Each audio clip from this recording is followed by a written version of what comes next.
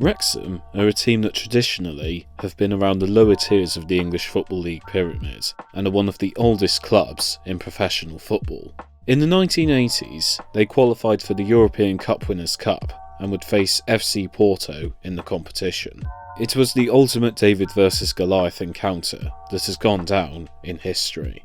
This is a story of when Wrexham stunned Europe.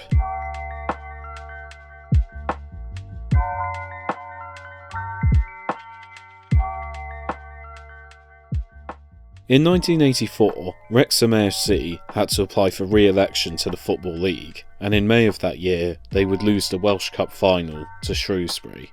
Wrexham would, however, qualify for the EUFA Cup Winners Cup as a result, due to Shrewsbury being ineligible for the competition. Wrexham were at the time cash-strapped and rooted to the foot of the Football League. The days in the 1970s where they had reached the Cup Winners' Cup quarter-finals and the second division were now a distant memory. And it seemed as though embarrassment was beckoning when Wrexham were drawn against FC Porto in the Cup Winners' Cup. Porto at the time were one of the best sides in Europe, who had narrowly lost the previous year's Cup Winners' Cup final, won the 1984 Portuguese Cup, and had provided 9 players to the Portuguese national team who reached that year's European Championship semi-finals. Wrexham, meanwhile, only had 13 professionals in their team. The majority of people expected a walkover, but Wrexham manager Bobby Roberts was cautiously optimistic. Alex Ferguson provided Roberts with videos of Porto that he had used to study them for when his Aberdeen side faced them the previous year. Roberts noted Porto had a weakness of dealing with crosses and was keen to exploit it. The first leg of the tie would take place at Wrexham's racecourse ground, in front of a crowd just short of 5,000. The game was dramatic, with chances at both ends. In the 6th minute, Jim Steele headed against a crossbar to show that Wrexham were not just along for the ride. Porto would hit the woodwork 3 times, but neither side seemed to be able to find a winner. But in the 77th minute, John Muldoon had the ball out wide.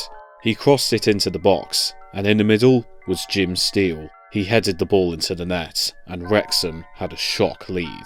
There was no reply from Porto, and Wrexham had won the tie. There was still another leg to go, but whatever the case, they could hold their heads up high, no matter what happened in Portugal. Wrexham travelled to Portugal for the second leg, but it soon seemed as though all their hard work was coming undone. Porto made up for their lack of goal-scoring prowess in the first leg by netting 3 times in the first 37 minutes. It seemed as though the script was finally being read, but Wrexham had other ideas. In between Porto getting their third and half-time, Jake King would net a brace to put Wrexham back in the tie. Wrexham entered the second half leading on away goals, but their lead was hanging by a thread. And on the hour mark, Porto scored again to make it 4-2. Goalkeeper Stuart Parker was needed many times to prevent Porto from sealing the game once and for all. Wrexham only had minutes to save themselves, but suddenly a familiar pattern emerged. Just as he did in the first leg, John Muldoon had the ball on the right-hand side. He crossed it into the box, where Barry Horn was lurking. Horn stretched out a leg to meet the ball and got a slight touch on it, which sent the ball above the on-rushing keeper and in to the back of the net. Full time soon followed, and Wrexham had pulled off a miracle. They had knocked out one of Europe's best, despite being around the bottom of the 4th tier. They would then face Roma in the next round.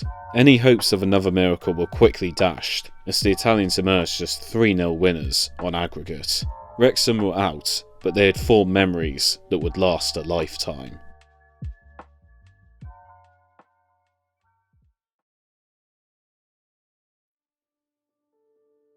Wrexham was soon brought back down to earth after the victory. They would only win 5 more games after knocking out Porto, and come March, Roberts was sacked.